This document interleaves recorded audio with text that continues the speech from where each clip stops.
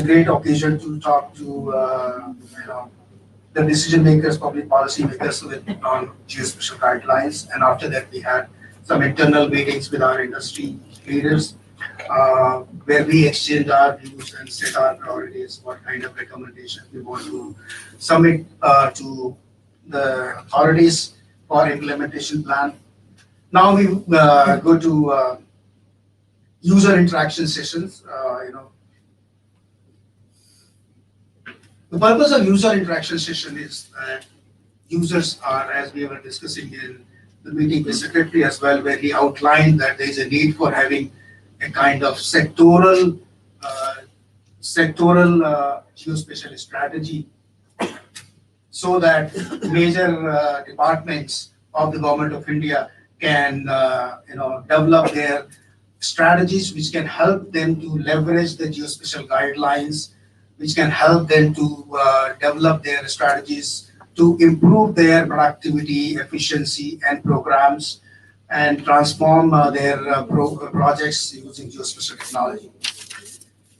I think ultimately everything what we do is for the users, and we'll be extending our user base in discussions in coming weeks. But to begin with, we invited a few very important users which are in the federal government who can help us, understand their excitement as well as their interpretations of this policy, and what do they expect from the industry after these guidelines, because most of the time users and industry have not been able to work very closely because of the fact that the guideline or the geospatial policies have served as a bottleneck. And in that backdrop, I think the user interaction session is very, very important. I have to say that some of the users who would committed to spend time with us are not yet with us. They have not been able to make it. Some of them are online. Mr. Suresh Prabhu has not been able to make it today. We just received a call by 4 o'clock. For some reasons, he could not make it. But the reason I wanted to share with you why I chose to invite to him was the fact that Mr. Prabhu led a little bit of debate about geospatial policies in 2002 when he was the chairman of Interlinking of Rivers.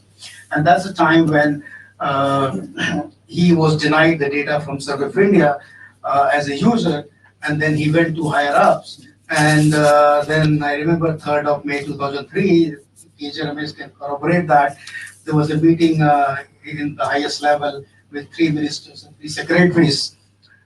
Well, that was probably not enough, I guess, to get the new policy done, and it needed a much more political will, I believe so, and that's how we took. I'm just telling you that that was also a momentum when we were almost about to get a very favorable geospatial policy. A highest level meeting took place, but somewhere we missed that opportunity, and then it took almost 17 more years to get to that level. So I just thought that I will, invite him to, but he agreed and he could not make it today. Another thing which is important in his role is he's the Sherpa of G7 and G20. And I wanted to bring to your attention that, in fact, G20 and G7 both have recognized the use of geospatial technology for sustainable development. And we just missed the opportunity because of COVID.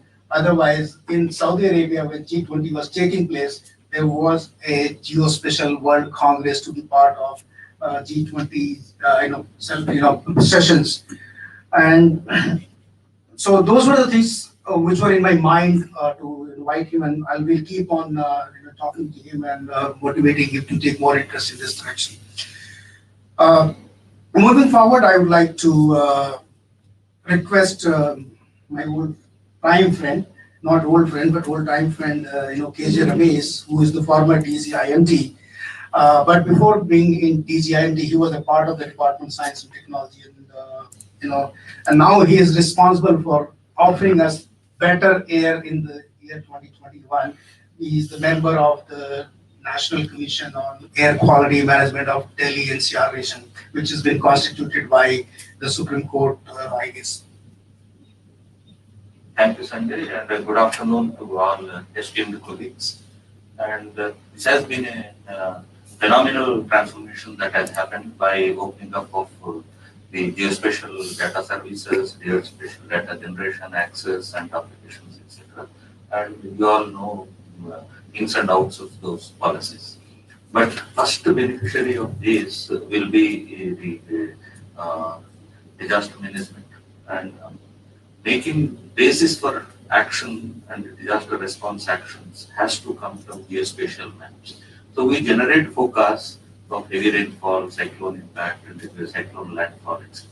So beyond the landfall, we are not able to map them on the coastline up to what level water is likely to go, because you need a contour of at least 0.5 meter or 1 meter to start with, up to 20-meter contour in the coastline. And similarly, on the bathymetry side, also you need at least 500 meters, now 10 meters map. 10 meters bathymetry will become available for daily access. At the moment, we are all using USGS related coastal geometry, whether it is a topography or the bathymetry, to try out our applications in field. So with the opening up of the policy, at least whatever data is available with the National Hydrographic Office, for example, for bathymetry. So that was never accessible to anybody. At least now that becomes accessible in whatever form, in a usable form that has to come out. So that is the new area of opportunity for disaster management. Once you know, and then we have been using, at least in the absence of all this after the prediction, we used to have OpenStreetMaps only, just to overlay the envelope of water volume which is likely to come from the storm surge, etc. And then see what are the areas, low-lying areas which is available on that Google map, and see that what are the bridges which will not be operational during that time, what is the safe relief routing, etc. All that approximation we were doing it. But now it becomes very easy, at least from Rakesh ji, good resolution maps, street maps will become available now. So now 3D GIS is another opportunity for coastal zone, that is data is generated but not being made available for the public use. At least the coastal setback line was drawn. In river mouths, it has gone up to 20 kilometers in depth. High resolution data is available. So in the back end, we should stitch at least 1 is to 25,000 or 1 is to 50,000 for having total analysis. So for the real time, this is the immediate opportunity, whatever becomes available. NRSC is another agency. Most of the products will become available for building, mapping the impact of extreme weather events. That would be very quickly possible opportunity, and that should become into a reality. Next thing is risk. Risk maps are available in isolation. They are not interacting with the real-time maps. When you forecast something, so what is the existing risk of the region itself? They are separately computed and available in a discrete form, but they are never integrated. So this becomes an opportunity to integrate risk and as well as the new extreme event impact to be overlaid. Once this risk and likely impact are connected, so then warning becomes more effective. Risk is high means impact will be much more. So all that quantification of the impact will become possible with WebGIS interface, and in coastal areas 3D GIS data which is already generated will come to the open domain to build those applications. And in new areas like hills, for example, states have computed, like Uttarakhand State Remote Sensing Center has computed slope stabilities of many of those vulnerable slopes, but they don't have link with the rainfall prediction. They don't have link with possible seismic activity that is happening, and weakening the slope already happening. So now the seismic data, rainfall data, and the slope stability data computed from different sources can be integrated and made use of. So opportunities are pretty many, but disaster management will be the first beneficiary, and whatever data with whatever agency in whatever form they are available, once they are notified through metadata, I think people will be able to access and build their own applications for better utilization of at least safety aspect of disaster management can be addressed. And next comes to the asset loss minimization. Infrastructure loss, whatever we have built so far, that should become sustainable, and future infrastructure got to be located and constructed hazard resilient, multi-hazard resilient infrastructure got to be built for the future. So where the engineering solution of retrofitting got to be mapped with the geospatial information, and there that's where the city development or the coastal area development, because with the sea level rise, coastal erosion is taking place somewhere and coastal aggression is taking place somewhere. We have maps, at least the last 15 years, coastal erosion maps, aggression maps are generated. Wherever port area getting eroded, some engineering solutions are built and beach is restored. Pondicherry is one of the examples in recent years. Beach lost was totally restored by an engineering solution. So that's where special effort was made to generate that Pondicherry scale data. And now digitization is possible. Anybody can generate new data.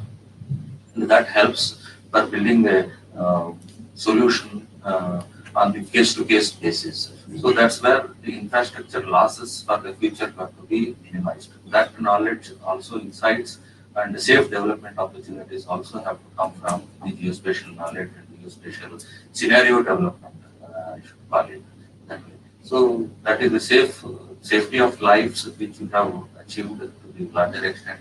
Now, loss of minimization of the asset and infrastructure, lifeline infrastructure which we have built got to be sustainable, and future investments on infrastructure development got to be totally safe.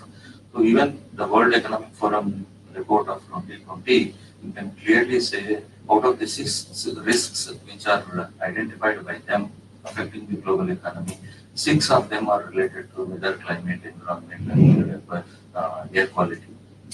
So all these things with data and data analytics and then big data and then artificial intelligence, all these new knowledge tools will enhance the accelerated knowledge generation for action in times to come. And India was lagging behind in this particular endeavor to generate our own solutions and our own prescriptions for the global consumption. So now we will not be lagging behind anymore. I feel that it is a great opportunity.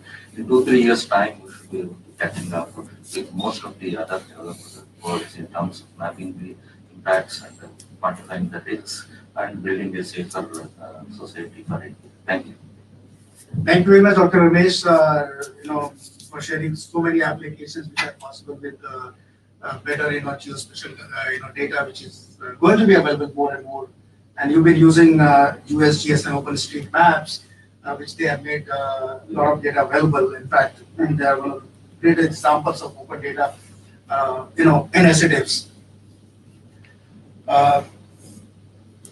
Is there any comment anybody want to offer on this or any questions? We can actually be more informal questions as interactions as well. If there's anyone who wants to make any comment on this before I go to the next speaker. Yes, I have one query. What kind of challenges do you face getting data from other government departments? I mean, we talked about a lot of other departments producing all these coastal data and other kind of data products. What kind of challenge? Did they never give it to you, or what happened? Never asked for it? No. To a larger extent, Survey of India shared most of the required applications. WGS started only a couple of years, 3 years before in India Meteorological Department for that matter. And whatever support was required, that was provided by Survey of India with whatever they can share. But NH4 was impossible to get anything despite the step. But we need a lot of socio-economic data for mapping the density of population or where bridges are there, where power transmission networks are there, where telecommunication towers are there, which are in the track of crossing cyclone, etc. And those informations, even with the design strengths of different capacity towers, were shared with us by the state governments, even telecommunication companies. So on crop area, what kind of crop and what level, what stage of that crop is there to assess the damages. So all that is there, except we had a problem in accounting the coastal bathymetry for storm surge computation. Except that, most of the information in whatever form, centimeter or something, is available to build the application. Application now are there. If finer data becomes available in the backend, computations will become more defined and more. My question was, there's a lot of talk about the new policy about government able to share data with other departments without any cost. I'm just trying to understand that in the past, did you actually face this No, challenge? we never paid anything to anybody. And they were able to share the data with you, Yes, right? yes. So just 2 points I'd like to just strengthen what Sir said. This is specifically with respect to, say, in areas like Uttaranchal, and we've seen disasters, with the calamities, the way it's struck. Now, we're having this Taragram project. It's a massive project, about, I think, 11,000 crore plus project. Now, uh, identifying the right alignments is very important. And the land slide mapping and vulnerability analysis is a very, very important thing. Because what happens in this area is that there are two types of problems that you face. One is this is a real challenge. And the second challenge is a perceived challenge with the contractors or even the public users to extract money out of government. Especially going and filing a PIL in Supreme Court that because this road is being made, so something has happened, you cannot develop. They want us to. So here, the way the landslides are taking place, what is the timeline of the landslide, what is the nature of landslide, whether it's actually happening because of the road construction or it was happening before. These are very critical for the government, especially because of the widening of the road that is going to take place. And otherwise also because there are some alignments which people are just stuck to despite them having a huge problem. So where can we use technology to identify new alignments so that the terminal problems of the roads getting blocked for long periods of time is sorted out? And much more importantly from a national security perspective, because if you see the alignment of roads on the Chinese side, they are parallel to each other. So for him to redeploy from one sector, one valley to the other is very easy. Whereas our ranges are almost at a 90 degree or 80 degree to the alignment of the border. So if you move from one valley to the other, it could be taking a few days, and the bridges are not available to you. The roads are challenged because of landslide. It has a huge logistics problem. So in effect, the liberalization that is happening can actually be used to create good maps which actually will strengthen national security. So this is a very good example which we have a lot of seniors here who have been into this field can use this opportunity to create good value-added products. And having been associated with the highway sector for some time, I can say that right now the knowledge is zero. Thank That's what Technical institutions, whatever knowledge residing there is not interfaced with public data which is available. So that's what will have to happen. I think institutions like Body Institute of Knowledge, there are forest everybody has their own. In fact, sir, if I may put it this way, if you look at the boards, there are hardly any scientific papers which are based on data. But now with this happening, we expect that good quality research will be available for the ministries to know. At least people have to share data. They cannot say that, it's not possible because of the policy. That is a The PSI has always been saying that, forget about standards, formats, everything, that's later. First mandate that everybody should share the data, whatever they have. Don't give them another 5 years in the name of standards and formats. So, thank you very much. With this, I would like to go to Mr. Sanjay Marwaha, who is joining us. He is the member, Central Groundwater Board. Sanjay ji, can you listen to us? Surely, thank you. Am I audible? Let him, can you be louder, please? Am I audible now? No. I hope. Can you hear me? We can hear you when you are very close to the microphone, right? Tarun, can we please? Probably closer to. Yeah. I think I'm probably quite close to the microphone. It's already full. So maybe Sanjay ji एक minute रुक जाइए मैं अपनी team को बोलता हूँ आपको दोबारा से they will put in the call. Just check with Tarun on him with his system that how the audio is because you're not audible. So my team Tarun will get in touch with you and I'll call you again in 5-7 minutes. Done. You should follow. I'll wait for it. Yeah, I think, Tarun, just look into this technically, whatever is possible, phone Sure. connectivity or whatever it is. Video वहाँ से लेती है, audio यहाँ से। नहीं वो उनके side से ऑडियो आ ही नहीं रहा है. Let me check that. With this, I would like to request Mr. Ambar Dubey, Joint Secretary, Ministry of Civil Aviation. He is a user as well as he is also the custodian of the kind of Indian policies. And a lot of us have been talking about the policies with regard to drones and all in terms of the flight and things like that. Probably we can have a lot of interactions with him. Thank you so much, Namaskar, and we try and keep it very interactive. Otherwise, शाम के 5 बजे 5:30 बजे this can be very boring if a babu gets going on the achievements of this government. So I'll just finish off in like 5-10 minutes, and then we'll make it more interactive. And now, how do I start? By the way, I'm not just a customer; I'm also a seller. So we sell drones. So now with this great reform of the geospatial policy, I hope there'll be many, many more drones flying. So you're also my esteemed customers. I'm both a service provider and a sevak out there to help you guys if there's any policy blockage, at least in the flying part.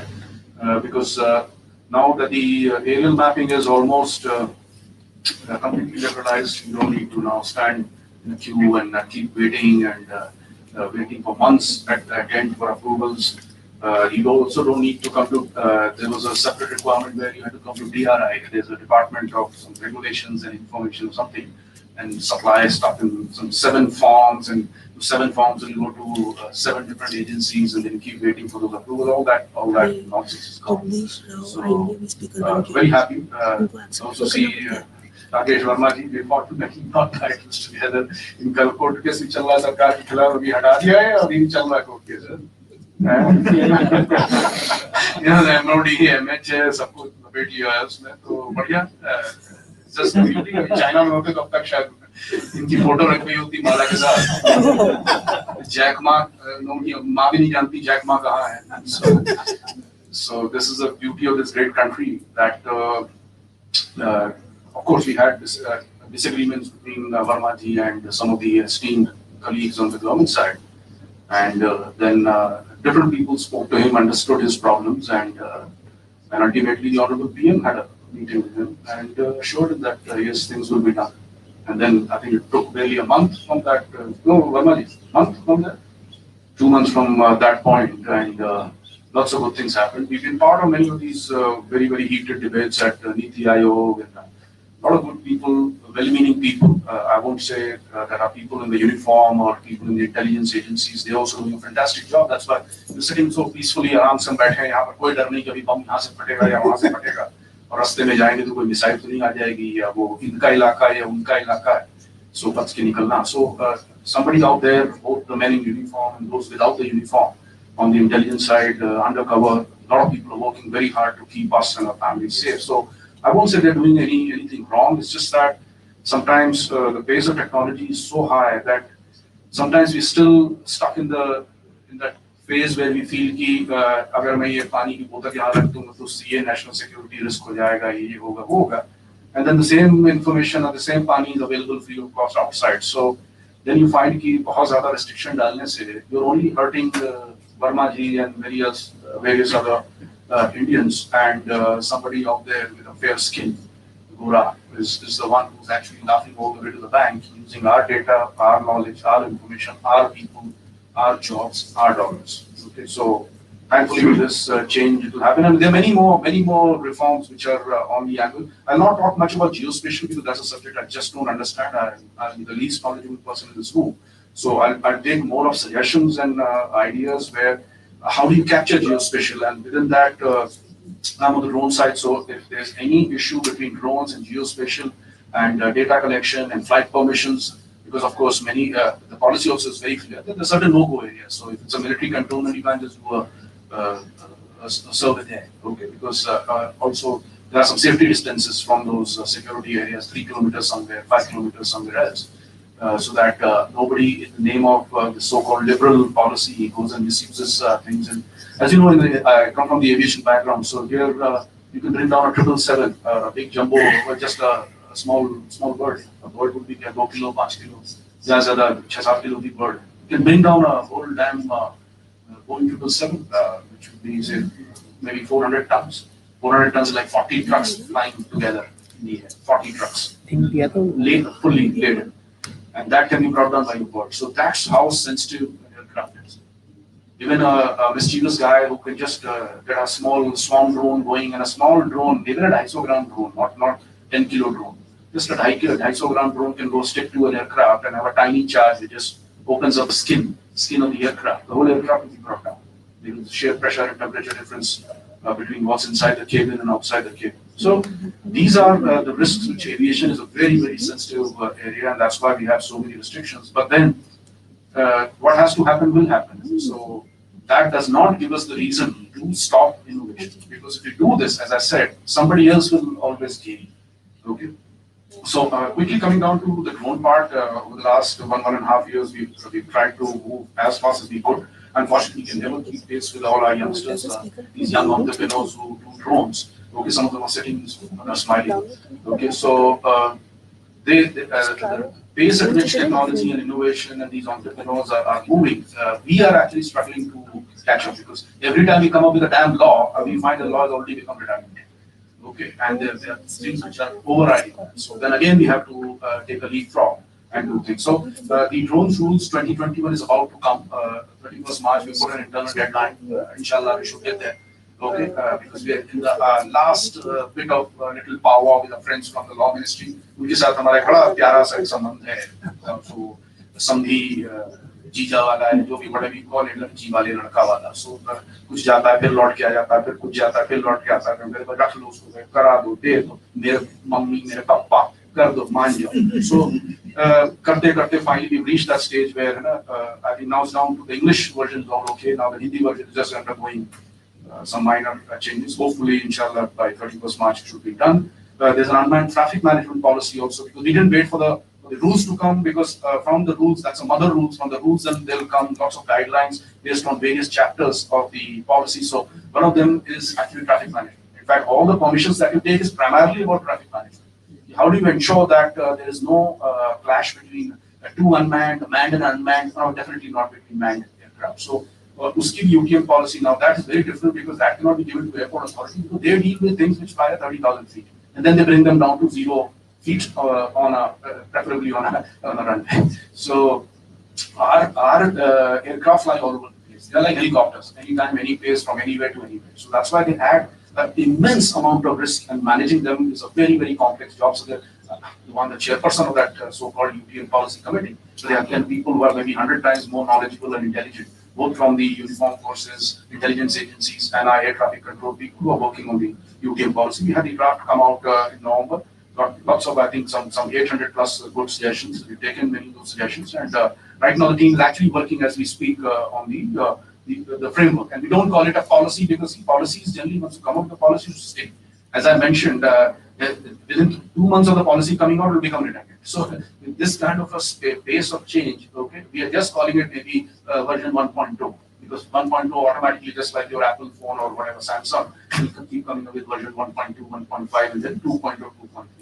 Okay, then we have a digital sky platform, which is the dream, that it will be a single window system where you don't have to come to MOCA, DGCA, Airport Authority, the military, MHA, MOD, all those 3-letter, 4-letter, 2-letter agencies. Okay, and you can actually just come online to the system. It should be on the phone itself. Hopefully, again, by 31st March, we should be out with our first phase launches before 31st March. People are working very hard. I hope that happens before time and we don't cut a sorry figure.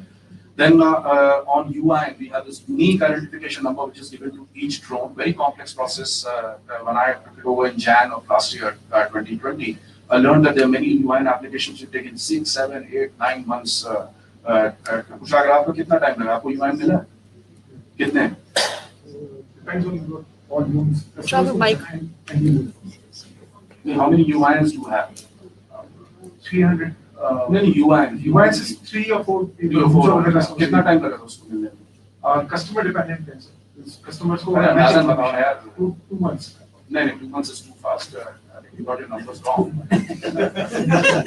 इतने efficient हो गए तो अभी जाके भी party देता है. It takes used to take 7 to 8 months. कुछ तूने तो हमें एक साल पूरा हमने बोले तो 2 ही महीने हुए बोले सर ईयर भी तो देख लो 2019 का देख अपना भी आपका भी बोले ना 2 महीने पहले भी हुआ है वो कहीं ऐसा ना हो कि 14 महीने पहले हुआ ठीक है साल देख लेना उसमें. So anyway whenever a system evolves it takes time and as I said since this issue drones I don't want to because see, every day, I mean not every day, but every now and then we hear about very ghastly pictures on our borders, okay, where some of our brave brothers from BSF and the army and other people are shooting down drones literally every month. And I can't exactly disclose the number, name, and all that. But these are all, I mean, Jammu mein pakad rahe hain, kabhi Rajasthan mein, kabhi Punjab mein, kabhi all over the place, also on the northeastern border also. So it is a very touchy subject, drone security and national security. So because of this UN drama, we finally came up with a simpler system. Because citizens who can't keep them as rated 9 months checking the drones, that whatever is required should be done. But we came up with a simpler self-assessment. Aajkal aap dekho Modi sahab, the PM sahab keeps talking about believing our citizens and self-certification, self-assessment, self-declaration, trust them. And if then somebody misuses the trust, then since you are sitting idle because अब तो कुछ करना ही नहीं सभी ने अपना self assessment करके अपना income tax भर दिया. So now हम खाली बैठे हुए. So now we can actually do some real intelligent analytics and go after people who are misusing the trust of the system and cheating the system and stealing from the nation. उनको फिर आप मारिए अच्छे से मतलब बिल्कुल proper जैसे Saudi Arabia हुआ chop square types वैसा. So that is the right model where you keep rules simple, trust your people. Those who break the trust, then you go hard on them. Rather than treating everybody as a crook unless proved right, and then इतना time हम उनके एक के आदमी के assessment पे लगा देते हैं कि जो actual crook हम लोग दूर से देख के हंस रहा है. और उसने अपनी कोई setting सुल्ताना जैसे बोलते हैं, उसने अपनी setting कर ली सुल्तान लिया तो उसको कभी कुछ नहीं मिला. और जो शरीफ आदमी वो राशन कार्ड, पासपोर्ट या आधार कार्ड बनाने भागा. So all these things you're seeing it around yourself. Things are changing. So we came up with a Dan principle. So instead of 10 months, now you get this in exactly 10 minutes. 10 minutes. Okay, where you just go online if you have all your simple Aadhaar card or सबका आपका सब phone पे होता है. तो Aadhaar card और आपके पास passport two out of those 3 ID cards if you have and the drone की कोई photo ले लीजिए front view, top view और उसका जो serial number उसकी photo आप लगा दीजिए और you get a Dan without any involvement of any government official. Okay, it's based on a self-assessment system. In fact, I can't even see what you've built. It's a closed box. Only 2 people in this whole country have access to that. If I need it for some parliament question that we get, I write to those persons and they in turn then open up the data and give us the state-wise data, year data, month-wise data, whatever data. Even I don't have access to that data as a Sarkari babu. So that's how closed box that system is. But it gives you in 10 to 12 minutes if you have all your documents ready. It's called the DAN. That is the PAN, we give you a DAN, drone acknowledgement number. Then we have this concept of green zone, where we found that एक flight, एक approval लेने के बजाय भाई आप सिर्फ अपना specific area बता दो ना किसी को जैसे झारखंड में कोई mining करे, अब कोई coal India के अभी भी coal India के मेरे साथ जान चलो जय Shri Ram.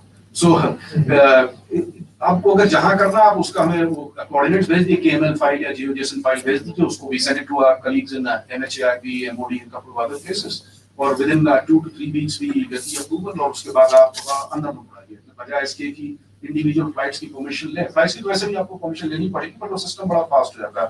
We came up with this concept of green zones. Right now in the country there are 32 green zones all across the country and because उससे पहले we were struggling with our brothers and sisters in the NHA and other agencies because we wanted a red zone map. हमसे कहते भाई आप red zone का हमें बता दो वो no go areas हैं और वहां पर हमारे ड्रोन्स नहीं उड़ेंगे और बाकी सब जगह उसको ग्रीन कर दो या कुछ सेंसिटिव एरियाज जो लेस सेंसिटिव उनको येलो कर दीजिए तो थोड़ा सा परमिशन वगैरह लेके we can allow our drones to fly. So but that red zone, even showing the red zone on a map, somehow there's a lot of sensitivity. I'm sure just like this geospatial issue, I think that red zone में भी क्या वही राष्ट्रपति भवन, वही Mathura refinery, वही Delhi cantonment and sir, I said we make it interactive.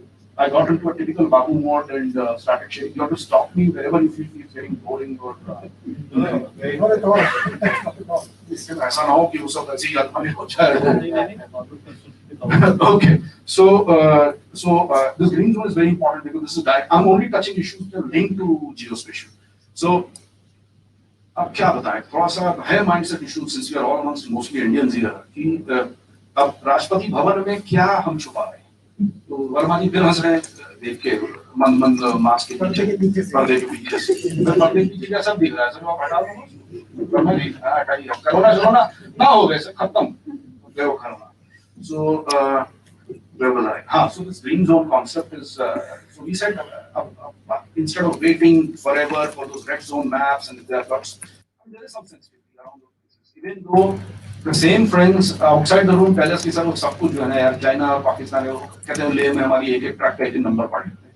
जब वो एक एक ट्रैक का एक एक नंबर पढ़ लेते हैं तो क्या है मतलब, but then there is a sensitivity and we respect our brothers and sisters on the other side. So we said ठीक है तो फिर then the compromise we worked out was क्या green zone का अप्रूवल ले लीजिए कि भाई जहां आपको भाई पूरे हिंदुस्तान तोड़ना नहीं, तो एक एक चप्पे चप्पे का अप्रूवल लेने के बजाय जहां माइनिंग होना है, एग्रीकल्चर होना है, आपको कोई एनएचआई को रोड बनाना है, किसी इंडियन ऑयल को पाइपलाइन बनाना है या एग्जिस्टिंग पाइपलाइन का वो उसकी मैपिंग करनी है या रेलवे से कुछ ट्रैक टेस्टिंग करनी है, तो आप उसका वो जोन की वो हमें वे पॉइंट्स या जो भी उसके कोऑर्डिनेट्स वो आप हमें दे दीजिए, उसका हम अप्रूवल आपको दे देंगे. There is no sensitive site around and then you can fly as much as you want. So those are the things we're working on. So from 6 zones, we have taken it to 32 zones.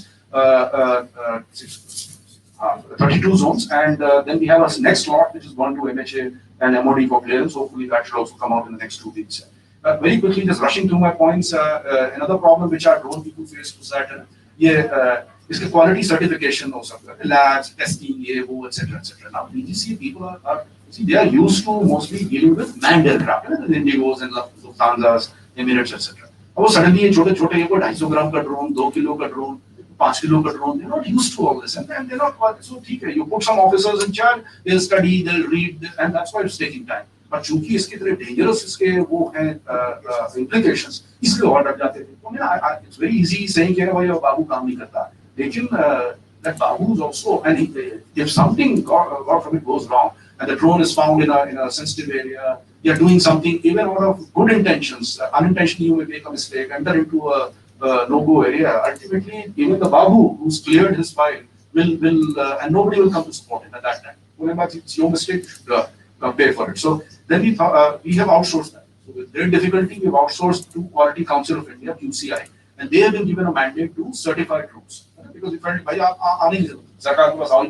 you go straight to QCI, go to the website, and they in turn have empaneled more certification agencies. We call them CB, certification bodies. Tata TQ Cert, Tata Quality, Hyderabad was one of the first ones. I think UL and some more agencies will also come in. So we are taking the government out of it. We are saying we'll play the role of an umpire. We will not either be batsman, bowler, or wicketkeeper. आप जाइए industry में अपना आपस में ही बात करिए, आपके certificate जो सेम ISO 9000 और ISO 14000 दुनिया भर के दे रहे हैं, तो they are the best experts. उन्हीं से डील करिए, उनकी फीस पे करिए, काम करिए और आगे बढ़िए, तो देश का भला करिए. Then we have also had the drone school, because a lot of people said कि भाई ये ड्रोन ऐसे ही उड़ रहे हैं, इनको सिखाता कौन है? जैसे ट्रक ड्राइवर होते हैं ना, वो वही जो क्लीनर है वही ड्राइवर, साल भर बाद वही ड्राइवर बन जाता है.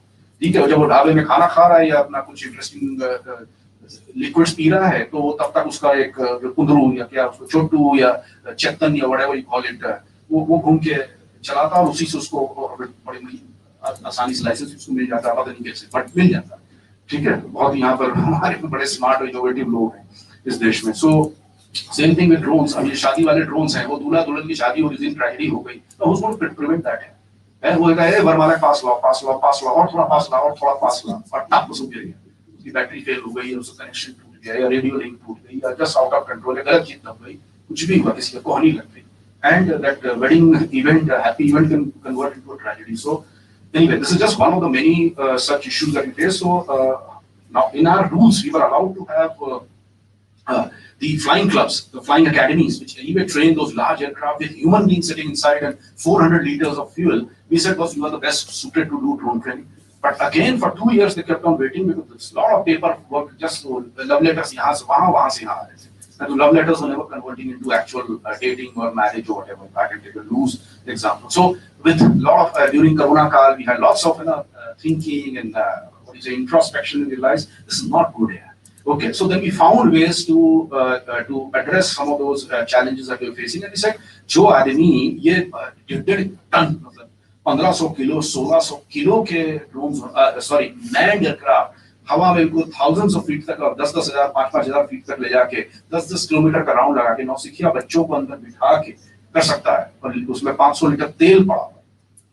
2 किलो का एक ड्रोन नहीं सिखा सकता, उड़ा सकता है. He knows all the fundamentals of flying. So, but for some reason, this was stuck. So that was also done, and by we had put a target of 15th August. 15th August last year, we should finish about at least 5 drone schools should be allowed. 5 flying academies should be allowed to do drones. You'll be surprised to hear that by 15th we have cleared 13 flying schools with all the thick paperwork that goes into all these things. So that was done, and then just rush through. ये COVID में आपने देखा होगा drone school. Actually, Lord COVID की हमने सबने अपने कमरे में फोटो लगा रखी है, वो ना गोला गेंद जिसके ऊपर से कांटे निकले रहते हैं.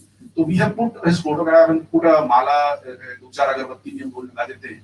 Lord COVID has come like a great boon to the drone sector because I mean we were just meandering around. Risky है, बहुत tough है, बहुत security और safety और privacy concerns हैं. तो ये हाँ, it's a good to have drone. हाँ, good ठीक है, चलो जब आएगा तब देखेंगे. And suddenly came Lord COVID. उन्होंने मुस्कुराया, ठीक है, it was a tragedy, devastation. But then they say calamity तो जो आनी हमारी किस्मत में लिखा है, तो जो होना वो होना, अनहोनी को कोई टाल नहीं सकता. Now the key thing is there are only some countries and some groups of people or some countries, let's say, who convert a calamity into an opportunity. And I'm very proud and glad to say that India is one of those. So we अब जो होना था वो तो हो गया, वो चमगादड़ खाने वालों ने वायरस भेजा तो वो तो आ गया, ठीक है ना. अब तो we try to convert that calamity into an opportunity. और ये कोविड के समय आपने देखा होगा पुलिस स्टेशन में हमारे भाई लोग हैं, बगैर बाहर निकले उनको पूरी गलियों का सारा अपना नजारा घर पे बैठे ऐसी जैसे स्क्रीन पे मिल रहा उनको, ठीक है. तो बाहर जाने से फिजिकल रिस्क भी है, इन्फेक्शन का भी रिस्क है, वायलेंस का भी रिस्क है, वो सब बच गया. सिटिंग इन खाना you could actually do and you can use the drones to take pictures, scare people into going back into the homes where they came from, or doing a wow kind of system and announcements and ये सब चीजों का बड़ा असर पड़ता है. जैसे कोई कैमरा सीसीटीवी में देखने लगे होंगे ना, वो चल रहा है कि नहीं चल रहा है, बट डर लगता है कुछ तो देखो रिकॉर्ड करना, ठीक है. So that had a visible impact. Then came June में हमारे लोकस्ट आ गए पाकिस्तान से. सिर्फ आतंकवादी नहीं आते, ये भी आते हैं, ये पंखे वाले आतंकवादी, तो ये भी पूरा खेत चाट जाते हैं. और इनके जो स्वार्म्स आते हैं वो 20-20 किलोमीटर लंबे. These are like ना mega swarms. They come every year. टिड्डी को आपने सबने घर से रोज देखा होगा, हर साल देखा होगा, घर में भी देखा होगा. बट ये जो मेगा स्वार्म्स हैं once in 20-25 years में आते हैं. और ये I mean COVID, I don't know what was the correlation between COVID and suddenly उन्होंने कहा चलो यार इंडिया घूम के आते हैं, बहुत दिन हो गए. So these mega swarms came to India, and May we got that warning. There was very serious meetings at the CAPSEC level, and I still remember the day 27th we were told just unleash everything that is there, from helicopters to ground equipment to drones to whatever.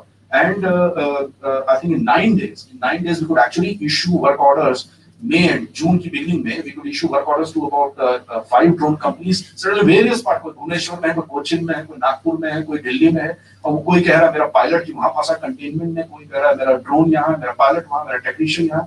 All that was managed. Now none of these things you will ever read in the press, but all this was done at the peak of May end and June beginning. I still remember 6 June we issued the work orders. Okay, nobody had ever seen these drone companies. All based on conversation. Just imagine trusting the citizen. Okay, so we had the details about the drone companies. Just we went into negotiation mode, fixed up a particular time, and we closed it. Okay, and by 9th of June, most of these drone companies were actually how they were moved from across the country to Rajasthan is a separate story some other day, but it was done. And last but not the least, we also have the Swamitwa scheme, as you've seen, one of the biggest flagship schemes of the Prime Minister, and इसमें drones, Panchayati Raj, Survey of India, village volunteers, I mean, Patwari, the state, the local revenue officials. It's a massive operations of yard sheds में हो रहा है. And this is like a revolution because इसके बाद आपको कोई झगड़ा नहीं होगा, दो भाइयों में दर्जनों जमीन पे बहुत लड़ाइयाँ होती, वो भी सब खत्म. ओके, और अभी आपने देखा आर्मी ने भी अभी एक टेंडर दिया है, which is one of the largest orders, 140 crore. अब ड्रोन की जितनी हालत खराब थी कि इनको तो मतलब 2-5 करोड़ भी कभी मिल जाए तो बिल्कुल वो गंगा नहाए या वो माता वैष्णो देवी चले जाते थे माथा टेकने. But from 5-10 crores now on to 140 crores. And the Army Design Bureau, the head had just come to our ministry 2 days back, and he said if this experiment goes well, and this drone company actually beat 3-4 very large Indian companies and one very famous Israeli company, okay, to win that contract. So all this is happening, all about geospatial, aerial mapping, snooping, okay, doing lots of good things for our military on the borders. We also have this conditional exemption model, just in case we require an urgent need to do something. And in fact, whole India का जो है conditional exemption ही हो रहा है, because अभी भी हमारा, as I said, digital sky platform बन रहा है, but time लगेगा. और उसमें भी जो हम ग्रीन जोन से धीरे धीरे पॉपुलेट कर रहे हैं, बट जो स्पेशली गवर्नमेंट एजेंसीज है, जैसे ये हमारे रेलवेज है, highways, pipelines, power transmission towers को आपको सर्वे करना, टेलीफोन लाइन्स का करना, इसमें we go out of the way, we immediately put a nodal officer with you and try and because the conditional exemption can only be given by our honorable minister, so it goes all the way to the minister's office and gets scrutinized, and finally if he approves, you get your exemption, and then we work with you, with the airport authority, with Air Force to get all the next level of ground level flight permissions. And I think that's about it. I just rattled off like a Tufan mail. I mean, there are just too many things which are happening. I mean, industry and government is working very closely together. This whole artificial ki hum babu, we again and again told we are public servants. They are the public, you are the servant. Sometimes you forget that. You think that we are the kings and you are the subjects. So all those mindsets are now gradually breaking. We are all one nation, and it was a very unfortunate incident on the Garwan Valley. Okay, where 20 of our brothers were killed. But I think that itself has galvanized, brought new sentiment in this country that the shit that has gone on for so many decades now has to end. All of us have to work together. This whole government, public, private, 4G, non-4G, uniform, non-uniform, these are all artificial. Artificial वो आपने उनकी PM साहब की भी speech देखी होगी, मतलब सब हिंदुस्तानी अगर और सब योद्धा हैं, कोई यूनिफॉर्म पहन रहा है, कोई बिना यूनिफॉर्म के और कोई सिविल ड्रेस में. सो we are all working to make this country a better place. We've done whatever we had to do. Now we are working to make it better for our next generation. Okay, they'll come and take it to the next level. I'll stop here and then let's make it a little interactive. Otherwise, it can get really boring. Thank you, Jay. Thank you very much, Mr. Dubey. It was a great overview of all the policy reforms and how the experience, the whole experience of what are the principles behind these policy reforms. What is driving these policy reforms. And that's what we were saying before lunch, before this meeting as well, that there is a momentum on technology adoption and policy reforms, trusting Indian citizens, making them part of, like Prime Minister's speech in the Lok Sabha was great booster to the whole, commercial sector, that, got to trust the private companies, and that coming from him with so much strong, mandate, he spoke like very strongly about that trusting the people. And that is visible into self-attestation, which we talked about. Even in Geospatial guidelines, there is a self-attestation. There is a control number which you talked about this as well. There's so much reform going on, and of course, public policy is a response to the innovation. So it always takes more time because it is responsible to understand the market interface and the scalability of applications and implications. So public policy is more of a response to the innovation, and it takes more time. And as he said, that somebody who has to do this has to really get convinced that yes, I'm signing these papers and I stand by those implications and positivity around this. So we'll take some more questions from the audience before we get into those, because I know that a lot of people like to talk to the phones. I will have just one more small statement from Sanjay ji, who we were not able to hear from him earlier. Sanjay ji, please go ahead. Am I audible now? Yes, sir. Oh, thank you. Oh, thanks, Tarun, first for making the technical glitches over. Should I continue? Yeah, please go ahead, sir. Right. I am from Central Groundwater Board, and as far as the groundwater informations we collect from Government of India side at Central Groundwater Board, we are already releasing most of the information on the web through, there is a now NWIC is there in the WARI system. Anybody wants to log in, they can get download whatever information already is there. It's already in the geospatial domain.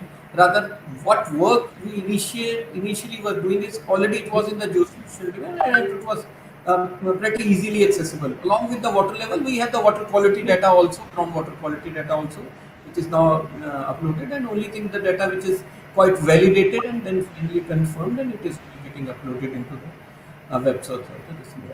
Another information which we normally post it is in the form of the aquifer mapping, which we are doing across the country on the various areas in the country.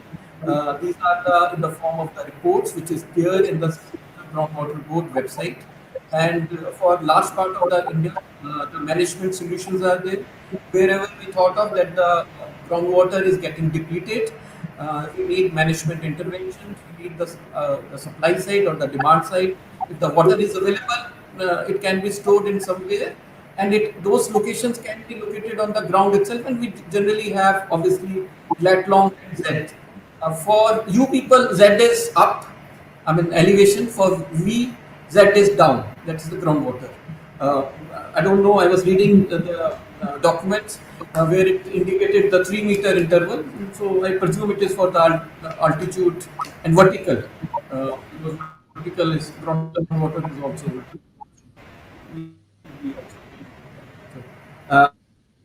I really, I mean, compliment the policy shift, which has been, I mean,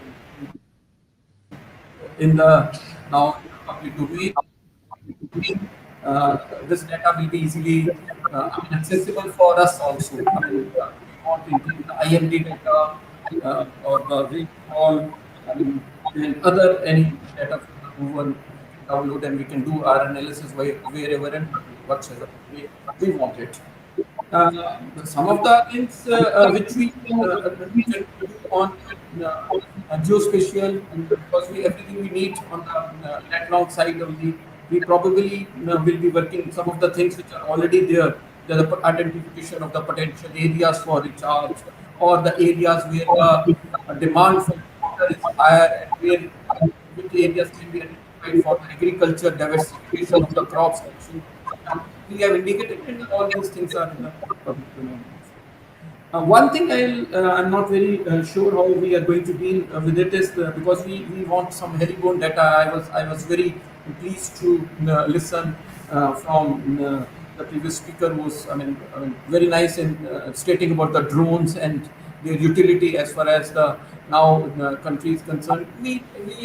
I'm now venturing into the herringbone surveys from the groundwater investigations for identification of the aquifers where it is not easily manually accessible, or I mean these and if in case even though accessible, the faster way of getting it done rather than the manual, which we need to do it on foot or on the ground with these studies.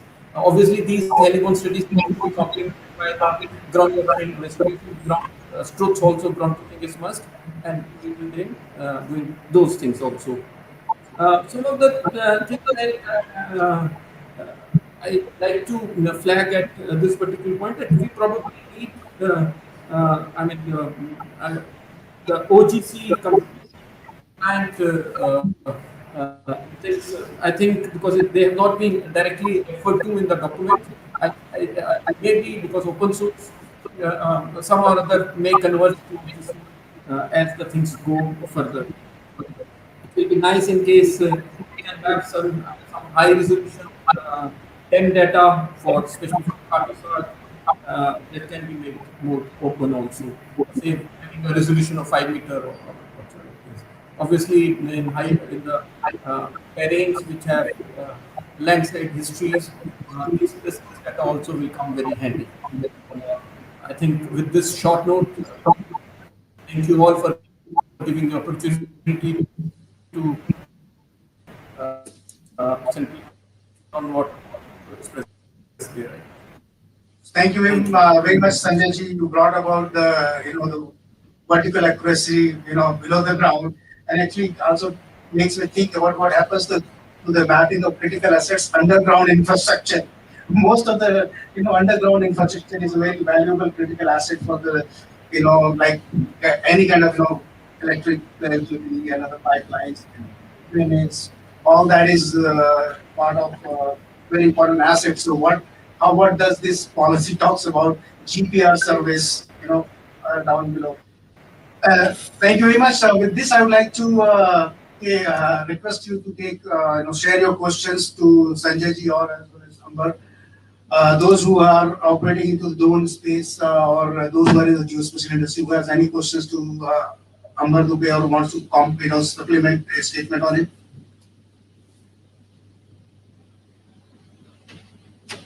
No? You gave the example of those locusts. What was It's the utilization of drones. Rajasthan के No, it wasn't effective, the use of drones. Of course, we paid money, we paid your taxes to so is there a sarcasm hidden in that question? I am just curious. Or a curiosity? They were finished. So in fact, we wanted to extend the drone, but then Agri Ministry said they are not required. So it was, in fact, disappointing for us. You were enjoying the game. You should catch them napping because they're just too upset. अच्छा हो गई सभी थक गए हैं वैसे मुझे कभी वैसे भी मिनिस्ट्री में जाना ही वापस सब फन सो इनका ये फंडा ये होता है इनको रात में मारना होता है बिकॉज है ना ये 8 बजे तक तो राजस्थान की गर्मी हो मैंने बताया मई जून में तो हम लोग 10 मिनट नहीं खड़े हो सकते सन में and in that time we were told कि आपको 8 बजे तक मार लिया तो मार लिया 8 बजे सब पंख सूख जाते हैं तो पोस्ट से are there people who understand Hindi here or should we पता चला यहीं पे कोई रीजनल इशू हिंदी इशू शुरू हो गया है market okay Hindi imposition so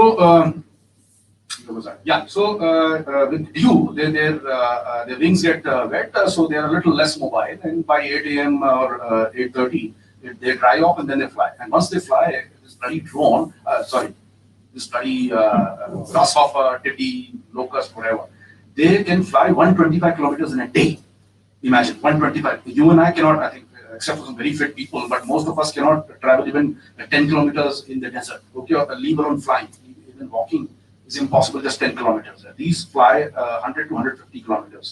Okay, so you have to kill them while they're sleeping, catch them napping. Otherwise, once they're gone, they're gone.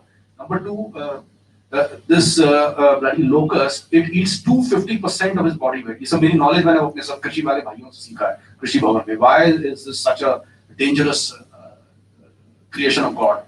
250% of his body weight.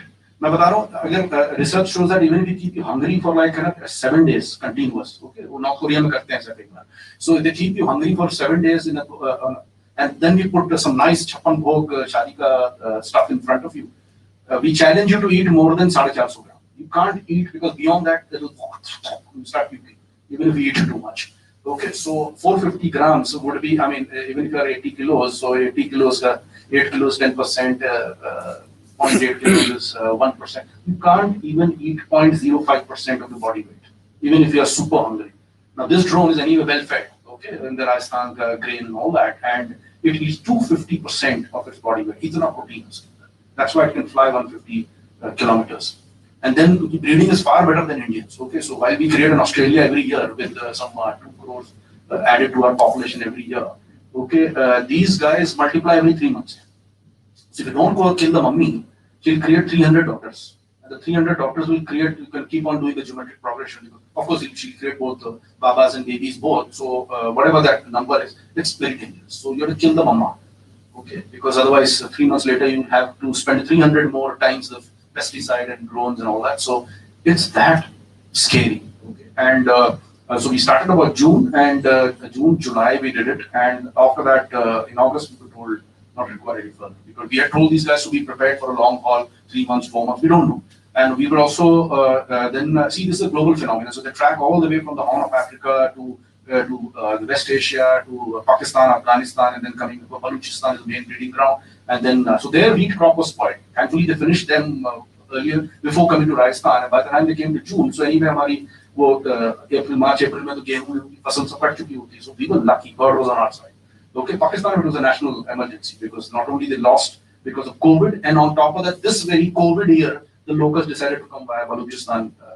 So their entire wheat crop and cotton and lots of other things were finished. So that's why it's so critical. Anyway, cutting the long story short, so we unleashed the helicopters from the Air Force, from civilian, from the drones, and then the ground-based equipment. Because drones, why drones are very important? Because just like a war, war में क्या होगा ना आपको pistol और कट्टा और कुकुरी से लेकर you need those guns and artillery guns and tanks and right up to aircraft carriers. Okay, so just like that, if this was a war, so we need everything to be unleashed because there are certain places because the undulating land, far away from the highways, or because of whatever terrain problems, you can't just take a tractor trolley. They're slow, so you can't just take them there to the actual spot. दूसरा, what about the tree top? Because many of the बबूल कीकर के उस वहाँ पे desert में पेड़ होते हैं, उसके पेड़ पे जाके पूरा का पूरा पेड़ पूरा ग्रीन हो जाता है. मतलब ग्रीन पेड़ को, depending on whether it's a pink locust or a green locust, various types of locusts, the entire trees, if you show you photographs, it's scary. The entire tree becomes brown. because there's a whole millions of drones lying there. For us, it was actually a good thing. So वो ground vehicles वहाँ पेड़ के ऊपर तक तो नहीं उतना spray कर पाते थे. So we could use drones to do pinpointed killing, and then you could see all the dead bodies of top right underneath. It was a very friendly, very nice sight. It's also a great source of protein because, as I said, they eat 250 grams. That much protein they carry. और हमारे waste में और अफगानिस्तान और ये बलूचिस्तान में तो it's actually sold as a live they actually made a titty biryani also. I've seen YouTube videos of India में थोड़ा सा भी take time to graduate with that. So cutting a long story short, it was good fun. But you were told October, November again. We got some FAO and UNO warnings that be ready. There could be some swarm. It's a very unpredictable swarm. It's not like the birds which anyway come to Bharatpur for nesting. So they have it's a very inexact science. So you just keep tracking their locust control organizations, LCO all across the world, and they track. So we were told that October, November, ready, but thankfully it didn't come. Thank you so much. Thank you, sir. Kushal and Saurabh. You please. You can go ahead. So basic question on that. What kind of market size are we expecting from drone business in the next 5 years? As a consultant, I would love to take fees from you and give you an answer.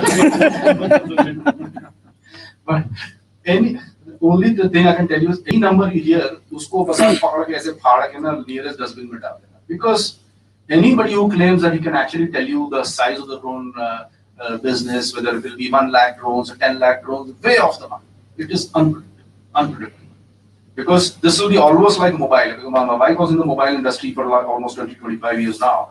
And वो किसी ज़माने में Vodafone का they used to think कि वो कहीं पर जाके 100 million का एक size आएगा इंडिया का और उसका हम 20% तो minimum होना चाहिए 20 million. That और देखते 8-9 साल में that 100 million became a billion plus. So we don't know if our drone industry, and I keep we have a Dronacharya group, and I keep ragging these youngsters who are like some 30 years junior to me from my same college.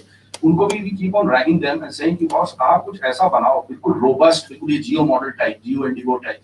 You know, every villager, I mean village में देखो कि ना वो अगर बलजीत ने tractor लिया तो मंजीत को भी लेना है. So if that is the sort of environment we have the villages, you know, the neighborhood Joneses, keeping up with the Joneses or keeping up with the Baljit and Manjeet. So drones में भी ऐसी कुछ करो ना और बजाय वो तो 5-10 लाख के ड्रोन वो आते हैं ट्रैक्टर्स तो आप उसको एरियल अगर सिर्फ फोटोग्राफी करनी है तो 5,000-6,000 ऐसा रोबस्ट रगडाइज्ड ड्रोन तो गर्मी ठंड बरसात बारिश हो गई धूल मिट्टी चले गई इसलिए रगडाइज्ड ड्रोन तो अगर ड्रोन 10,000 रुपए में भी आता है तो 10,000 anybody can afford even 5 farmers can get together then there is a drone as a survey DAS as we call it okay where somebody from the village area itself or some youngsters can who get trained properly and they see the value of this and they can work with the insurers with the seed companies with insurance companies all kinds of stuff. You can even do a predictive calculation of what the maize price or soya prices this year would be, depending on just the color of the flower or the size of the seed or the soil. I mean, there are people who have no knowledge of agriculture, but there are people who can just look at these photographs and the color and the size, and they can, by their native wisdom or because of the research they've done, they can actually predict and this has been going on in the US for the last 30 years. They've used GIS, I'm told, GIS mapping and geospatial data to predict the price of corn and wheat. And there are times when thousands of acres of wheat fields are burned because they feel, I think there's a bumper crop in China, bumper crop somewhere in Brazil or whatever, and the prices will crash. So they burn it, okay, so that the price, and then will compensate you and use the land for doing something else. So I'm told this used to be done by CIA, not by system. It's still being done by CIA. So now you can imagine how closely intertwined agriculture, global geopolitics, global domination of US, all that is managed. So I think better late than ever. Now we are waking up. Coming back to your original question, anybody who tells you anything about the drone, so this will evolve. The pace of evolution is so fast, the use cases are so many that we can't even predict what all places it will be used in. And literally one day everybody will have a drone, or maybe 5 drones. So India की population को 1 drone से multiply कर दी, that's rough size और price उसका है कि 10,000 रुपए से लेकर 10 लाख रुपए अभी सब such a massive range. अब आप कहाँ fit करो? अब crores के भी drones आ रहे हैं. Some of those very costly drones have just been bought by army. So 10,000 से लेकर 10 crore तक के drones हैं. अब कहाँ पर आप क्या averaging करोगे? तो anybody who tells you about the drone size is actually pulling a fast one. Be beware of consultants. Sir, thank you for insight about UAVs because generally this geospatial domain is bit reluctant in understanding and adapting GeoDs as of now, understanding the policies gap, and I hope now they will be more recognizing the technology. So the second thing which comes in because of this opening of data policy, now more and more number of people are going to use drones, and thus more number of requests are going to come to your office for providing the sanctions and approval for this. So how are we prepared for this? How fast we can expect the sanctions of permissions to fly? Online there's no other option. Online passport पहले कैसे याद है जो वो भिखारी कामा पे बूढ़े बच्चे बूढ़े और जवान पहने यंग इंडिया और खड़े रहे लाइन में लंबा लंबा और सब गर्मी धूप जाड़ा बरसात आप खड़े रहे फिर वो खिड़कियों में हाथ घुसा रहे लड़ रहे हैं एक दूसरे की बॉडी बॉर्डर आप छीन रहे हो तो मतलब all kinds of drama. I mean, I last Friday I just went for my son's this thing. I was out in half an hour and I didn't go with I stood in the queue like any other person with my kid and it was all over in 30-35 minutes. Already WhatsApp आने शुरू हो गए and this was not even a तत्काल normal passport. So cutting a long story short, this passport, which is the most sensitive document, can be given to you in a matter of just half an hour, 45 minutes. You're out and I'm told already printing has started and chunki it's just a renewal, so there's no police verification also required. So probably in a week, maybe maximum in 10 days of a passport. So those of us, I mean, those who have less hair or white hair, okay, my generation people, they've gone through that Dika Dikama drama. So I think that's the future. We have to just do the same thing in drones. I mean, make it online, believe in self-certification, self-declaration. As I said, even today, right now, you can actually test my words. You can go on the phone, apply for a TAN, put up Katrina Kaif's photograph. You will actually still get a TAN. ये बात दूसरी है कि maybe at a time and place of our choosing, because once it's logged in a system, as I said, even I don't have access to that data. So if you put Mahatma Gandhi's photo as Kushagra's photo, okay, you will still get a TAN. But then sooner or later, I mean, because you've given a false declaration under oath to the government, now you are our prisoner. You are आप हमारे चंगुल में. जब चाहें, जैसे चाहें, there are 100 laws which I can apply for giving false declaration to the government on a self-assessment trust basis. And there's an undertaking which you give that any false information, I'll be liable to all the actions. So then why are you worried? You still get a TAN. That's the fun part. Right? Not only about them, but the permission to fly. Permission to fly, they can cross sensitive है because as I said, every week or every month we are catching drones on the borders. Okay. और यहाँ क्या है? दिल्ली में भी हो सकता है drug trafficking, money trafficking, arms trafficking, all kinds of trafficking. अरे एक ड्रग्स में क्या होता है? 50 ग्राम के ड्रग्स में कोई बिकम करोड़पति. ये सब ये रोड में काम करने की जरूरत ही नहीं है आपको. ठीक है ना? Do 5 drug deliveries in House Khas or Lajpat Nagar and you're good for that. Okay, बात कुछ तो कुछ कोई मेहनत नहीं करनी पड़ेगी. पढ़ाई लिखाई मेहनत 9 to 5. So see, we are living in a situation where this technology has huge benefits. वो कहते हैं जैसे चाकू की तरह, चाकू से खाना भी बनता है, गले भी कटते हैं. ठीक है ना? तो it is one of those छुरी type technologies, huge benefits and huge risks. So online ही करना है तो अभी हमने गवर्नमेंट सिस्टम से शुरू किया, जैसे कोल इंडिया है, इंडियन ऑयल है, ये इंडियन रेलवे, इनको ही thousands and thousands of drones, इनको तो बहुत जल्दी कर रहे हैं. उसमें भी हमें कोल इंडिया के मित्र मिले थे अभी चाय पी के समय, कह रहे यार जल्दी करवाओ यार. तो हमने हाथ जोड़ के माफी मांगी, मैंने कहा नहीं सॉरी टाइम लग रहा है. हम सरप्राइज कोल इंडिया तो इतना दूर है, शहर से दूर, वहाँ दूर दूर तक कोई नेवल या कोई एयरफोर्स स्टेशन या कोई ऐसा आर्मी का कोई बेस नहीं है. तो इनको बोला मैंने कि आप थोड़ा डिटेल्स दीजिए, पता करता हूँ. कोई हमारे मित्र होंगे, कोई भाई लोग जो थोड़ा सा किंतु परंतु, जिसको केपैम जैसे स्पैम होता है ना ईमेल में, हम उसको केपैम बोलते हैं, किंतु परंतु अगर मगर. तो किंतु परंतु अगर मगर करके किसी तरह की कुशाग्र काम डिले करा दो. और अभी हमारी वीकली क्लास भी लगती है. सेक्रेटरी साहब है करोड़ा साहब, प्रदीप करोड़ा साहब माय बॉस, एंड अभी पिछले हफ्ते हम लोग खूब क्लास लगी. मतलब यहाँ तक हो गया था कि किसी को गलती से बुला लिया पर इंटरेक्शन बिकॉज हम कोई डेटा में गड़बड़ थी, उसी में क्लास लग गई. आपने बुलाया कैसे? कोई नहीं बुलाया, किसी को दिल्ली नहीं आना. क्योंकि see we all know that है ना, the famous story of 81-82 में the famous Dr. Narayan Murthy came to this glorious city 49 times. Can you believe it? Narayan Murthy came 49 times to Delhi to get approval to import 2 bloody IBM PCs. वो बड़े बड़े जो होते हैं आज तक कोई छुएगा नहीं डब्बा ऐसा बड़ा सा. 2 IBM PCs के अप्रूवल के लिए उसको 49 times. didn't have money. So फाइलियो सुधा मूर्ति जी जो है आज सब वो 7-10 हजार करोड़ 20 हजार करोड़ उनकी नेटवर्क होगी, that's a separate issue. But उनके भी गहने उस पे रख के he used to come to this city to meet some babu somewhere who then send him to this directorate or that department or this ministry or that ministry. ये sensitive है, इसका तो military implication है, वही जैसे. And we laugh because यही discussion आज से 40 साल पहले PCs के साथ हो रहा है. तो PC आ जाता है ना, Amazon पे जाके टक टक टक टक 2 बार ऐसे ऑनलाइन कर दो, तो अभी शाम तक जब तक आप घर पहुंचो तब तक घर भी पहुंच जाए, थैंक यू भी बोलेगा. इसके लिए 49 टाइम्स ही किए. went through the frustration. He just never gave up, and that's why God finally smiled on him. Wife के गहने तक जेवर को गिरवी रखने पड़े. तो अभी तो आप कौन सा 49 टाइम्स आप दिल्ली आए हो, ठीक है ना, और कौन सा आपसे कोई मिल रहा है, कौन सा आपसे कह रहा है कि वाइफ के गहने उस पे रखो. In fact as I said last week itself किसी गलती से यूनिवर्सिटी को हमने बुला लिया था, हमारे कुछ भाई लोगों ने कुछ डिस्कस करने के लिए. अब यूनिवर्सिटी से कुछ कमाई भी नहीं होती, ठीक है ना. सो यूनिवर्सिटी को गलती से बुलाए तो प्रोफेसर साहब आ गए. वो कलाम साहब के भक्त थे, मतलब वो under professor Kalam, president Kalam also. And I mean, some of our colleagues got a real hiding, okay, कि आपकी हिम्मत कैसी हो. ऐसा क्या था जो उन्होंने दिल्ली आके आपको बताया जो आप ईमेल, व्हाट्सएप या वीडियो कॉन्फ्रेंस से नहीं पता कर सकते. So this is the new India. And my secretary is all retired, so he's 59 years old. He's not a young person.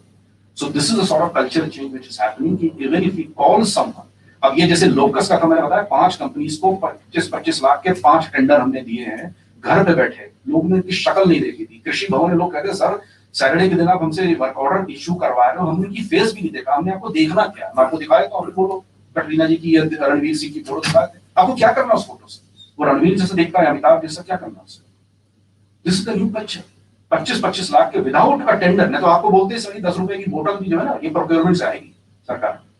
नहीं तो क्या CAG, CVC, courts and CIC etcetera. So this is the new India where lakhs and crores of contracts are being given, okay, based on simple submission of self-assessment documents. So coming back to your original question, yes, for the private sector to get a free-flying drone, even Indigo and SpiceJet, before every flight, 2 hours before that flight, they file the flight plan. And उनका बड़ा fixed flight plan होता है कि तो highways बने हुए जिसमें से वो 10 मीटर की इधर-उधर नहीं उड़ सकते, नहीं तो पंगा हो जाए. ठीक है, and they take off from Delhi and land at Hyderabad airport. Even their origin and destination are fixed. We cannot compare that with a drone, which can take off from anywhere, anytime, at any height, go anywhere. And who can track? ठीक है, so इसलिए थोड़ा सा time लगेगा. Thank you. Anybody else has any question?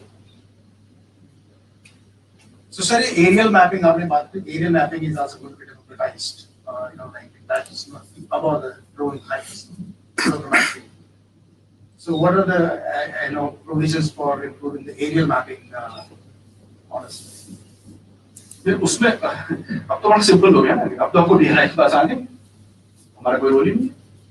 हम सिर्फ flight permission देते हैं. Now our role is restricted only to flight permissions, ताकि जो कोई मैन्ड एयरक्राफ्ट पास जा रहा है, हेलीकॉप्टर्स हैं, मिलिट्री की कोई सॉर्टीज हैं, तो हमारा जो सिविलियन एटीसी और एयरफोर्स का ATC they work very close. And certain areas where navy command, so like Vizag is a naval, Goa is a naval airport. Okay, so जहां पर जिसको अथॉरिटी सोवरेन राइट्स दी है, कहीं पर नेवी, एयरफोर्स और एचएएल, और जैसे Bangalore Begumpet is HAL, Begumpet is airport authority, it's airport authority. HAL airport in Bangalore is HAL terminal. कल मैं नासिक जा रहा हूँ, Nashik is an HAL airport. So जहां पर जिसको भी वो राइट्स और अथॉरिटी वो दिया हुआ है, उनके साथ आपको कोऑर्डिनेट करना पड़ता है. सो बस दैट्स ऑल. वो तो रेगुलर फ्लाइट्स और रेगुलर हेलीकॉप्टर और रेगुलर प्राइवेट जेट को भी करना पड़ेगा.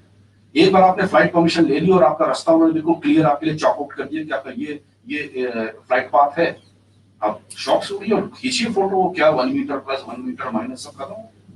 So as per this new geospatial guidelines, I think only permission which aerial company needs is from DGC, I guess, for flying permissions. Only the flight path, which region you're flying in, so that it doesn't put you in a risk.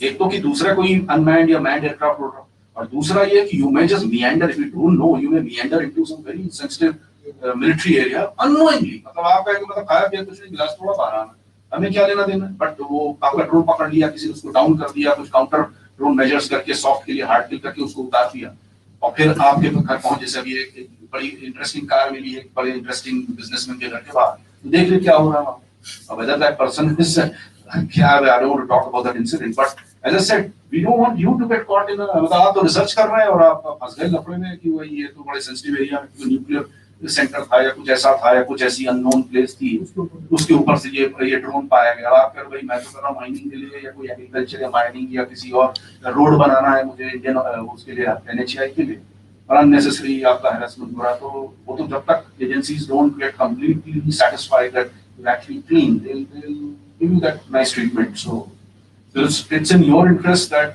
you take proper permission, and DEC and Airport Authority anyway they are bound to do that. And अगर किसी area में काफी आपको उड़ने जैसे Tata steel है तो Tata steel को तो एक ही अगर ड्रोन अपने टाटा स्टील में उड़ाना है they can just get the green zone certification just apply to us we'll work with the उसको भी हम ऑनलाइन अच्छा हाँ good that you asked that question. So एक e-सहज करके हमारा database e-सहज which is an online system जिसके तहत हम है ना ये लोगों का बैकग्राउंड चेक करते हैं जैसे some 4 lakh people have been given airport entry passes ना इतने from pilot से लेकर engineer से लेकर जो आपके loader से लेकर जो वांगो और जो मैकडोनल्ड में जो खाना बना रहा है वो सबको anybody who enters the airport that's a proper airport entry pass with all those nice alphabets you would have seen so which allow you to go into immigration or this or that or cargo hold or whatever so that data, all those checks are done through e-Sahaj, which is an electronic system. As a company, you can go put in the details of all your employees, and within 4 weeks or 6 weeks, they do some background checks, and you get your airport entry pass with that. So we are putting, trying to. In fact, that's a good idea which came from various meetings, MOD and MHA, that you put airspace approvals also in e-Sahaj, so that this whole chitti, patri, chasing mails. अच्छा क्या होता है ना कि MH and MOD में lots of places don't even have internet or emails. Okay, I mean surprise, but that's the way it is by design. That many of those offices and rooms and those corridors are completely there's no electronic network there, no LAN, no internet, no Wi-Fi. Okay, so अब क्या करें अब वो कहीं print ले रहे हैं फिर यहाँ आ रहे हैं फिर उससे approval हर चीज पेपर में चलती है. So they said भाई आप इसको ऑनलाइन ही कर दो. So through some secure systems we can get the airspace also cleared online. तो अभी हम ईमेल्स के माध्यम से करते हैं सारे हम इंडस्ट्री से मंगा लेते हैं भाई आपको जहां उड़ना है हमें भेज दो. जब भी हमारे पास 20-25 का लॉट हो जाता है तो that we send it to MHA and MOD. अब वो कह रहे हैं इसको भी अब ऑनलाइन तो उसका भी हम NIC के साथ मिलकर we trying to change the e-Sahaj system. उसमें we create a separate option for uploading your whichever area mines or agriculture area or whatever area your factory your steel plant or cement plant या कोई highway which you want to prospect. Okay, you can put your the KML file or whatever the waypoints and you go through the normal process 4 weeks में अगर आपके लिए approve हो गया तो सबके लिए approve हो गया. This is the other beauty. That is not just an exclusive thing for Kushagar because भाई अगर कोई चीज green है जहाँ पर कोई risk नहीं तो आपके लिए भी green है पूरे हिंदुस्तान के लिए green है तो effectively you will be doing everybody a favor. but उसमें ये है कि some people are very smart they say sir start कर दो उधर रहने दो तो मतलब ये तो very funny thing ना कि मैंने अप्लाई किया तो मेरा so that will not get approved. So अगर कोई रोड सबके लिए है तो वो रोड सबके सार्वजनिक रोड है sir. Yes, Raj. Is it so in aerial flying, the difference between drones and aerial flying that I see is aerial flying is regulated by the APCs and all that kind of stuff. And MOD has already told that you don't have to come for us for any permissions. I think as per the new guidelines, you can just go ahead and fly. So now it comes to DGCA because the ATC won't allow you to fly. Let me just clarify. MOD cannot say just go fly. No, sorry. They didn't say go fly. They just said that you don't have to come to us for any more approvals. Now, as per the new guidelines, you don't have to come to us for any approvals. So the next thing that we'll have to do is come to DGCA and say, sir, I mean, what do we do now? Because ATC needs somebody to instruct him to allow us. And like any manned flying, we actually, every day we give our flight plans and all this. The NOTAMs are applied for earlier. And in such a scenario, is the green zone and all thing, will that still be applicable? I don't think because it's, as far as the Let me clarify. I think good that you asked that question. See, this policy doesn't give a free for all to anybody to fly anywhere. I'm being repetitive because I just explained in great detail, so I'll have to now I'll keep it short. There are still no-go areas. It clearly says that even I can't even enter into my colleague's home, okay? Because I think the policy is very clear that where you can't enter by foot, I can't enter into his house without his permission into his house. So how can I take over aerial photography outside his house? So where you can't enter by land, you can't enter by the aerial route or naval route or this route or that. Okay, so that be very, very clear. I think somewhere in our euphoria we have missed out some very important nuances, and it's where mahino right? So I can't just enter into anybody's asset.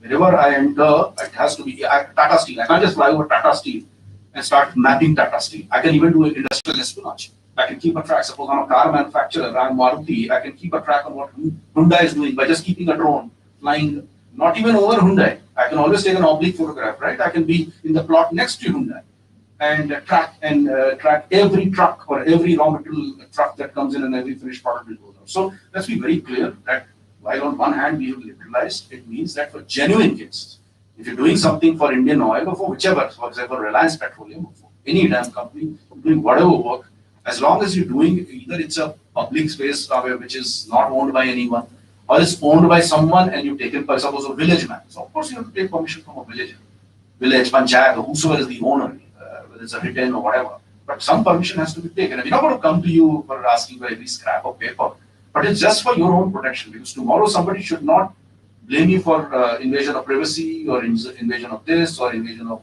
or corporate espionage. Okay, we cannot allow that. So it's not free flying. It's not free flying. Wherever you fly, anything which flies in the sovereign territory of India and beyond that, even in the oceanic region, it comes under the air traffic control.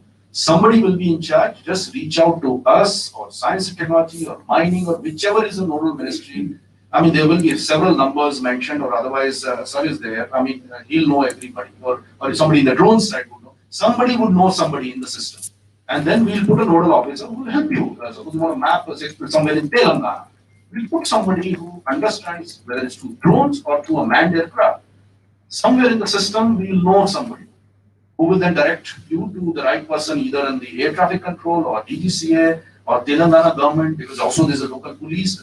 There could be a chief minister's visit. Now, how does an air traffic controller know that there's a chief minister's visit in that area? Of course, only the local police copy. Now, suddenly you're flying drones there. People don't know whether it's a kamikaze drone or a dangerous drone or a good drone, bad drone. Nobody knows. And you unnecessarily get caught in an issue.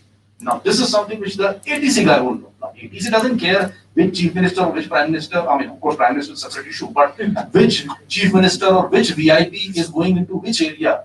Air traffic control is least bothered. They have no knowledge. That's why when we give you an exemption, we mention all the agencies who should keep in touch with. So that is it. You are not in trouble. Sorry. So the question basically is like, suppose it's mapping for the government of India. It's a project of mapping for the government of India, which is like 100 kilometers on the coastline. So probably it's impossible for him to go and take permissions from everyone in that area. Just your government organization, whichever, just give a name, and then it's easy.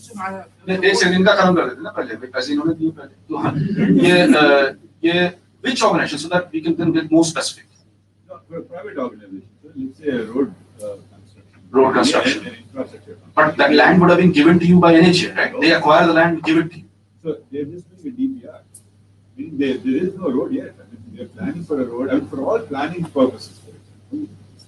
For all planning purposes, you still have to go fly and then do all this. And you're talking about drone, manned or unmanned? Manned. I'm only talking about manned. I'm not talking Manned about aircraft. Yeah. Manned aircraft will be flying at about 10,000 feet. Yeah. 10,000 feet is very dangerous. I mean, some other drones fly 400 feet and we have problems. Yeah. You're talking about 10,000 feet with so many aircraft, So helicopters. that's So why I was that thinking. you will go through a proper approval process. You'll apply to airport authority. They'll issue you a particular date, time, the flight path, all that. No, all that is there, sir. I mean, so we are actually a flying company. So we do this regularly. That's Right. You have an NSOP here. Yeah, we have an NSOP and all this. Okay. So now with this new guidelines, so earlier the process was you would go to MOD, get So the let stuff. me again clarify for the third time, sir. Flying part is still DGCA. Science and technology cannot say, okay, fly whatever. MOD cannot say fly. No, I'm not saying that, sir. We are talking For about flying. two parts. This flying, this photography. Photography completely deregulated. Flying definitely not deregulated. Correct. It is not deregulated. Correct. So now I have an area. Even in US, which is the most liberal country, or Europe, you still have to call up the local ATC because there could be hobby flying, ballooning, aerosports, there could be any damn thing which you are not aware of, which may not even be visible to the naked eye. And suddenly you come in front and back. Agreed. So there is a city, Thiruvananthapuram. They want to build a road. They've given us the project. We want to fly. MOD says, don't ask us. As per the new thing, you're free to do what you want to do. You go to the ATC. Very wrong information. If you give me the name, I can talk No. to some of my friends in MOD. I'm paraphrasing. Please don't take it. Right. Wrong information. Giving you wrong information. See, I can also understand the frustration. Okay. See, I don't want to, I think there's already a recorder on and all that. So, बंद करें तो फिर I can entertain you more. So, behavior का भी time होगा. I hope there's some beer, samosa. Okay. So, let's just face it, when I get very unhappy, na, I say, joke. See, since you have an NSOP, I mean, you're far smarter than that. Don't get it. So, Judge Simran Ji अपनी जिंदगी. So, don't be Simran.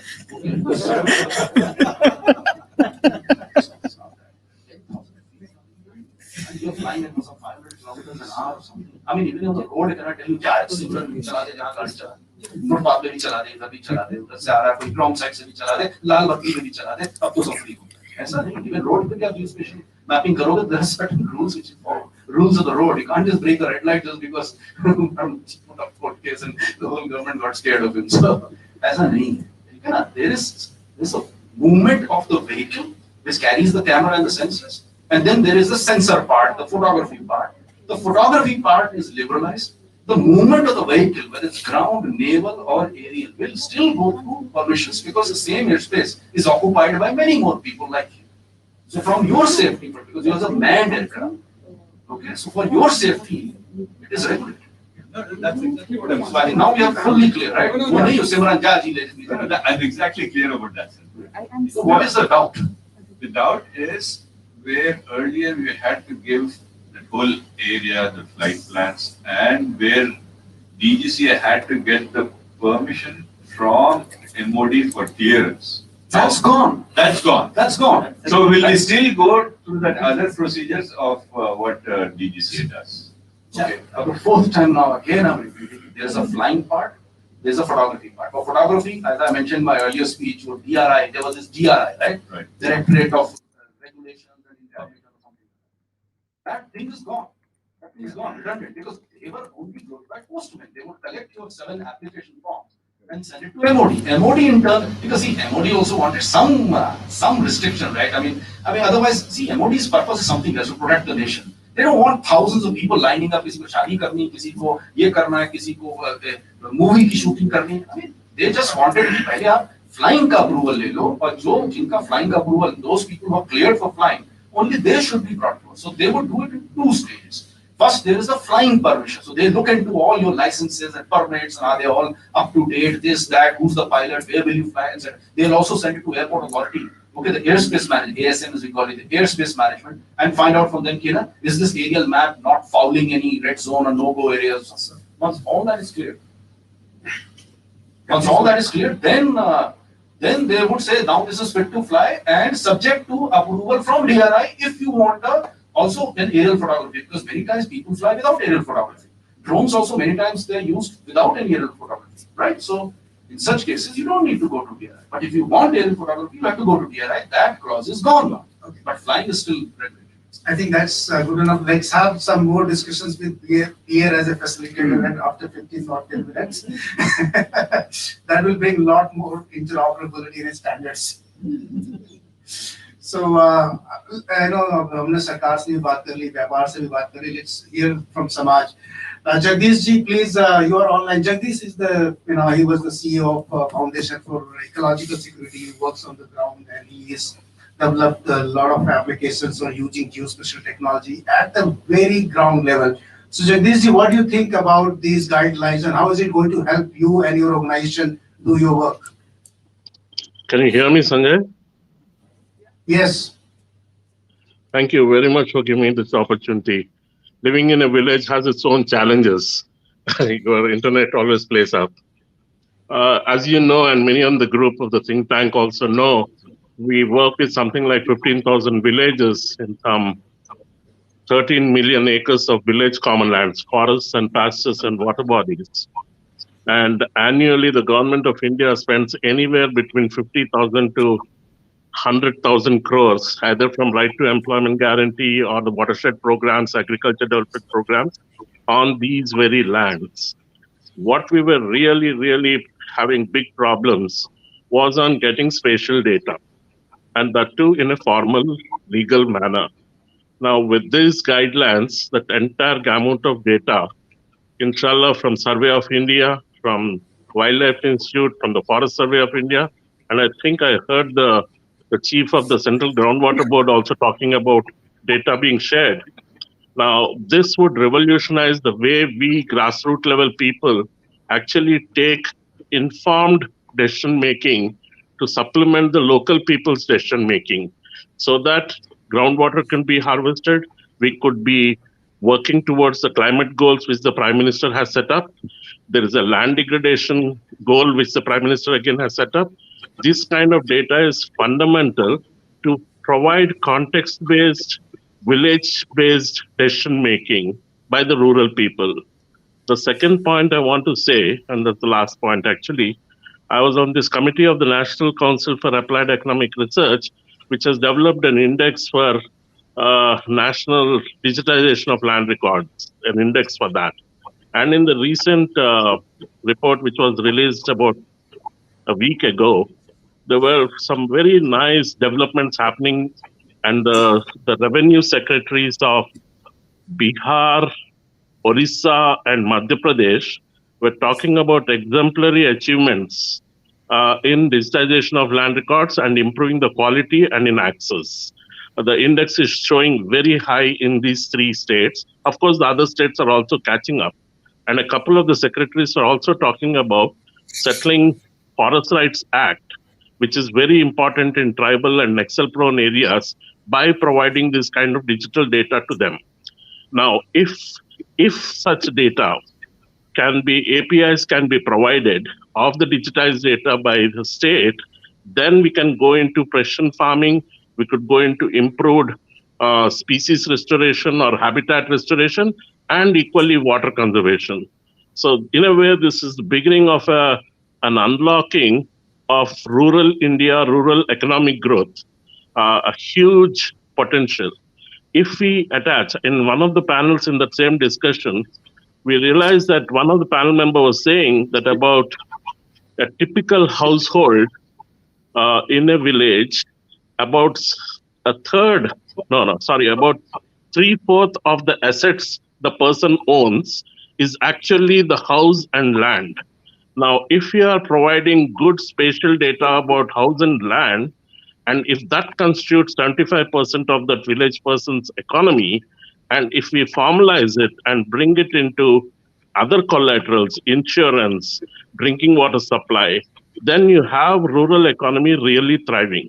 That's all I have to share, Sanjay, and thank you very much, group.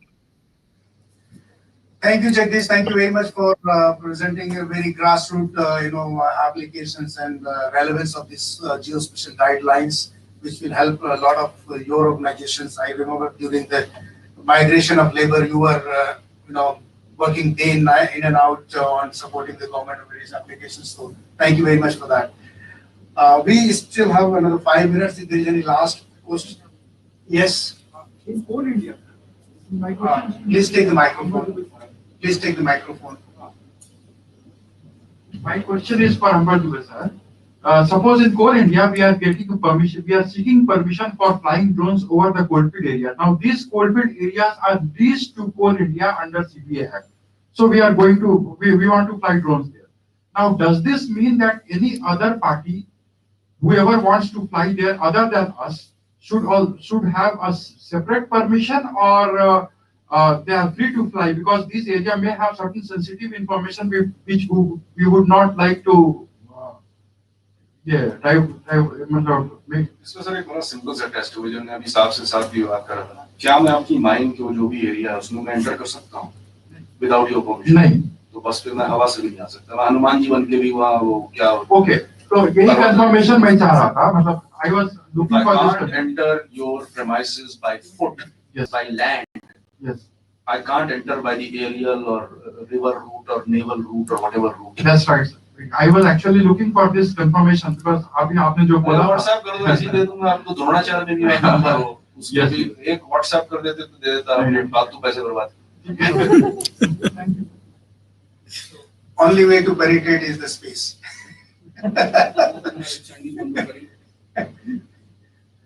Okay.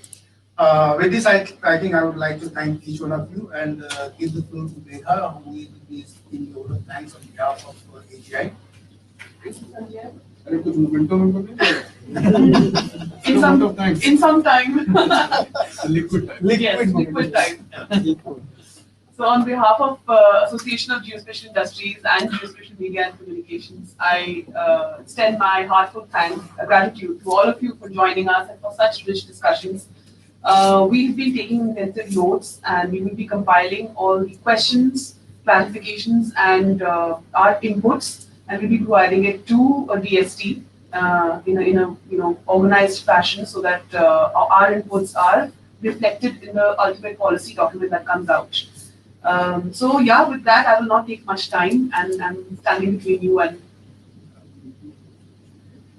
थोड़ा scary है, but not all comments will be. Yes, yes.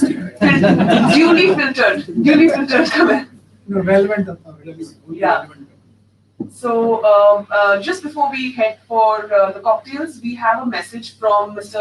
Honorable Suresh Prabhuji. He couldn't join us in person, but he has sent a video. So yeah, it's just a 3 minutes 39 seconds video. So let's hear him. I'm very happy that my friend organized this program on coincidentally, around the Prime Minister announcing the geospatial policy. I was associated with this geospatial community for more than 2 years. I recall addressing the first map India program almost 50 years ago. And since then, not only have I participated in the program, but I have enabled growth of industry in my own home region. For example, the government of India, particularly some parts of government of India, were supposed to have a policy for mapping. Just imagine the technology that was coming up. The maps now can go on Google Map and everything. Then somehow the government was allowed. So I remember, thanks to the leadership of President Swami John Fernandez and great Prime Minister Vajpayee, he could do that, and I had to do that. Prime Minister Modi is a very technology savvy Prime Minister. He believes in technology driven growth. It means technology should be an enabler for a common man benefit, not just high-ended technology. So while India has made rapid progress in space technology and has been sending our own mission to all different planets, but using that technology, which is gathered from planets and taking different parts of the analysis, how can we benefit common man? That's the question and the preoccupation of a planet. I think yes, it's not a geospatial technology.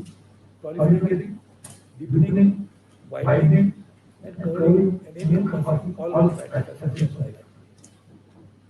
Today goes, and again I have a good fortune of releasing India's first drone policy as the aviation minister of India, under Prime Minister Modi. I believe that drones cannot function unless you have a geospatial policy. Geospatial technology, whether it is GIS, GPS, or other forms of it, cannot function in isolation. Drones cannot fly, drones cannot help collect data or information. They are not all of the special technology immediately. Therefore, today is our time that we organize this program. Discuss all facets and all aspects of your specific technology from all perspectives. And in which all the talkers of the party. I am really not well served with the participate in this program, but I want to convey that this particular medium have full support of this activity. As I said, I always been participating in this program and I have been playing a little bit modest role of enabling it. So please count on me for my full support to take these issues to forward.